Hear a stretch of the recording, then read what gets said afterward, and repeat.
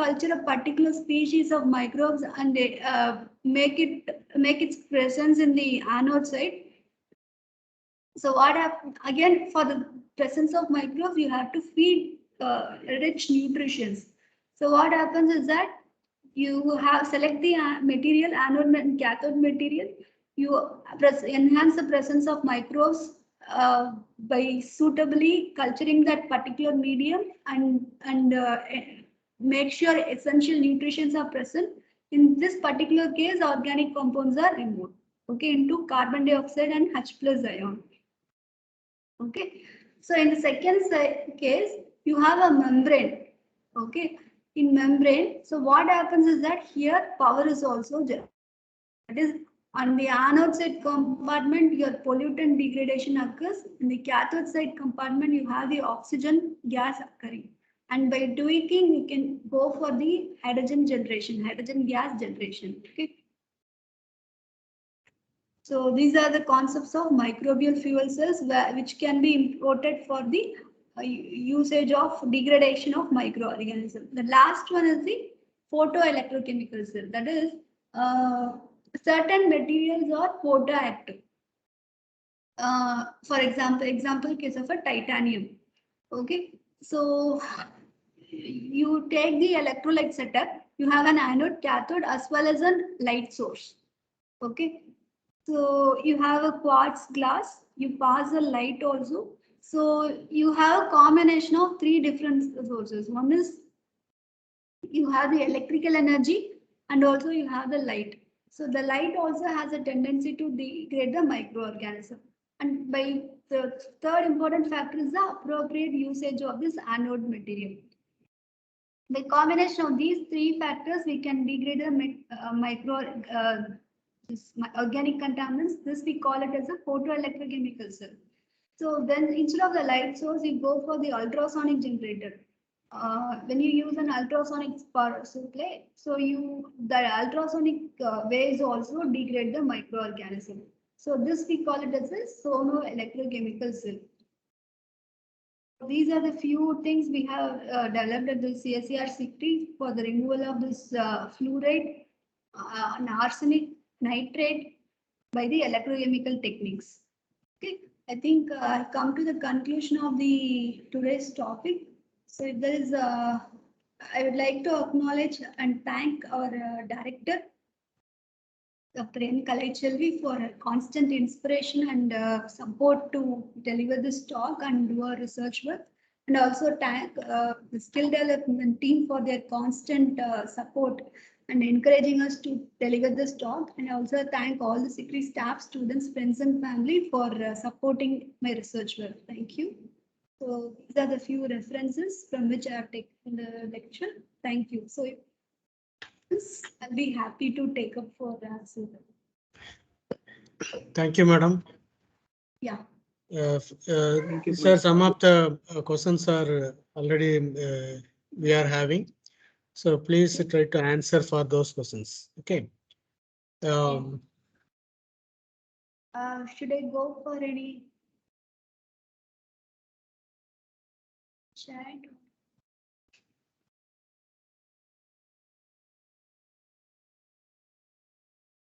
Hello. Yes, yes.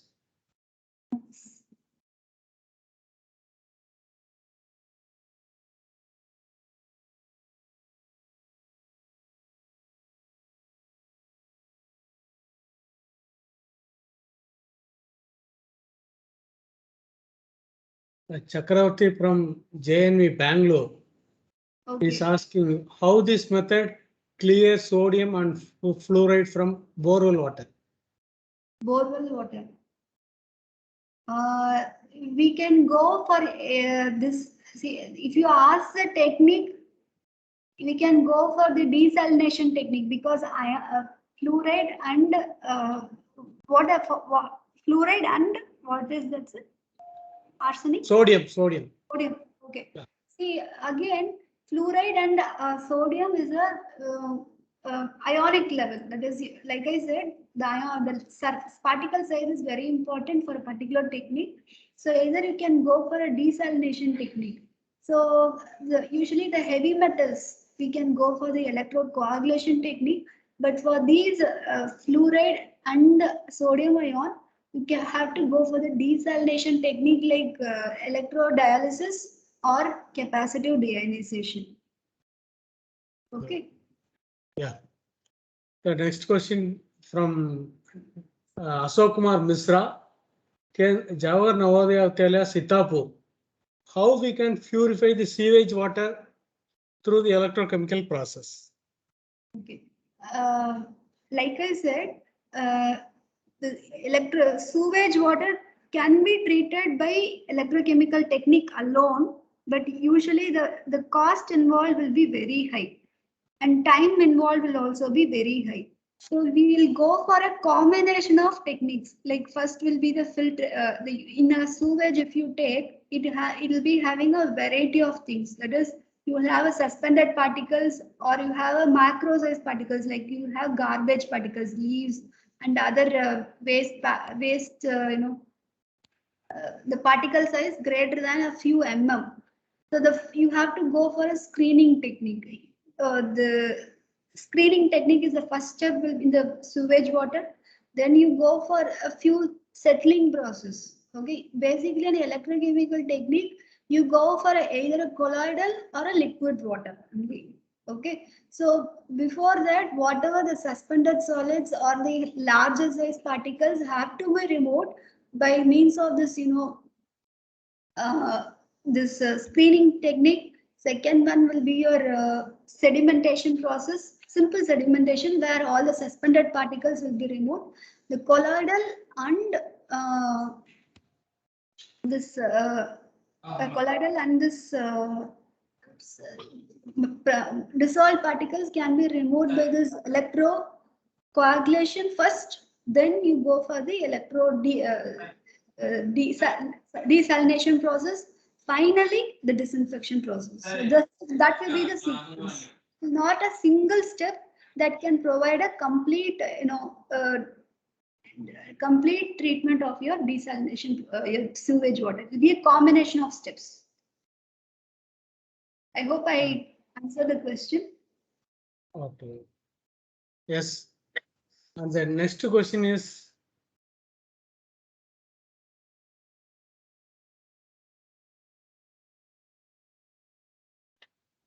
from Rajiv Kumar Singh. Okay. What are the main advantages for two electrode system in electrochemistry? Advantages of two electrode system. Two electrodes, advantage and disadvantage of two electrode system in electrochemistry. Okay. First of all, the two electrode system, if you go for it, it will be a very simple system that does not involve any excessive parts. So the cost of operation will be less and the frequent cleaning will also be less. Okay. Again, the application of two-step or a divided or undivided cell, like placing a membrane, will depending on the process. Okay. So the advantages will be, it will be easily manageable. So disadvantage, again, I cannot tell unless you mention the nature of the process. Okay, for example, if you just put if you take a case of a coagulation process, you will end up with certain sludge at the bottom. So you have to ensure the removal of the sludge also. Okay. Okay. And next question.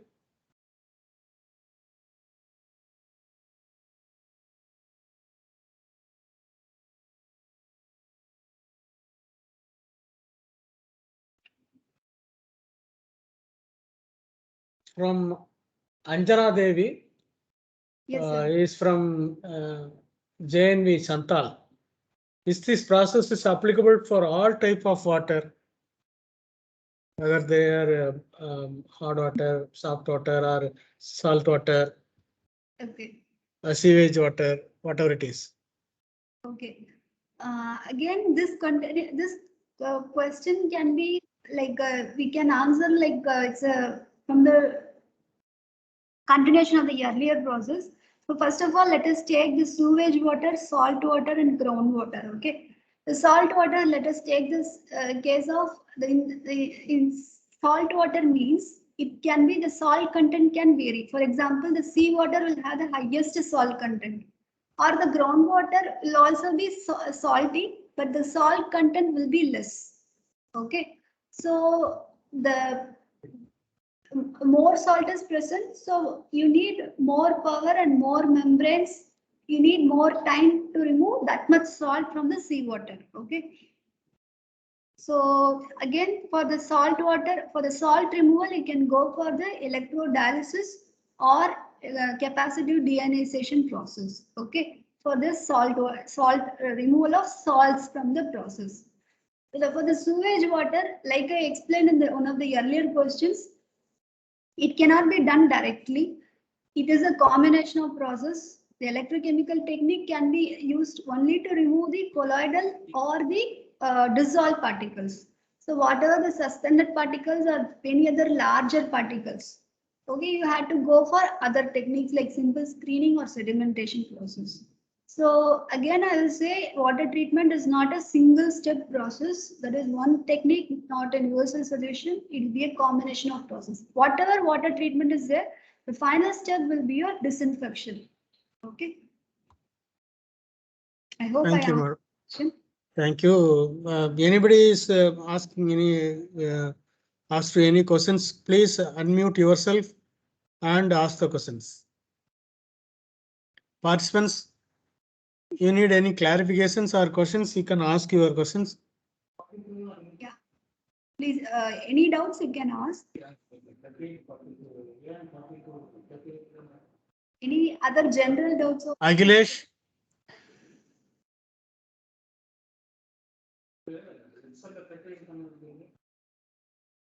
Dear participants,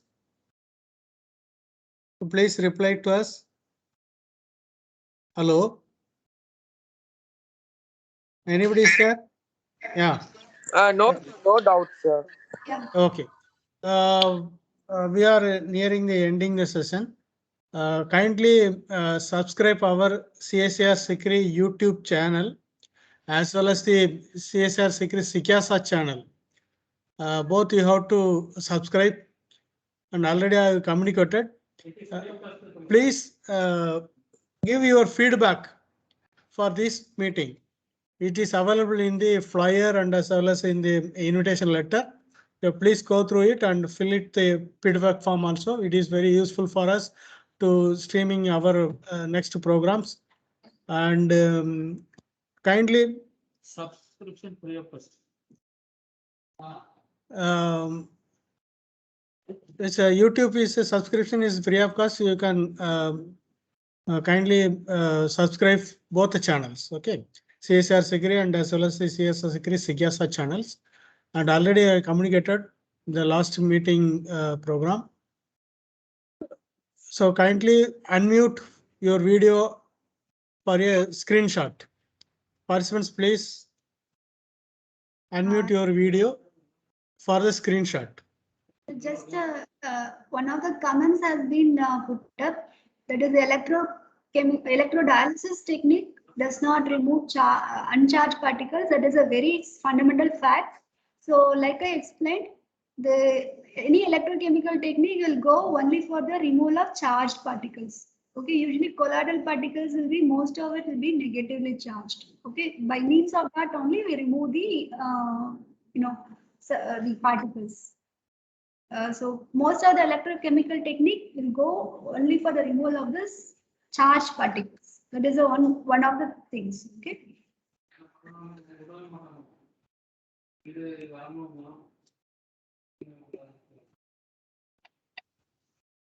So.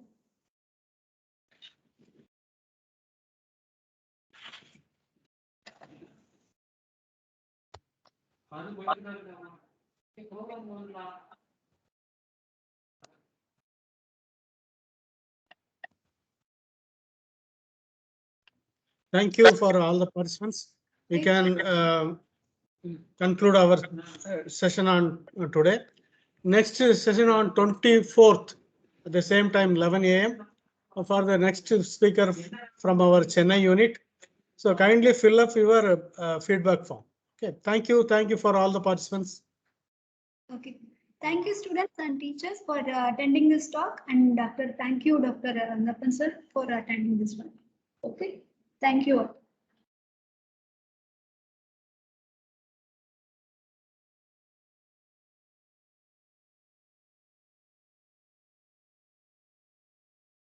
Thank you. Thank you, ma'am. Bye, ma'am.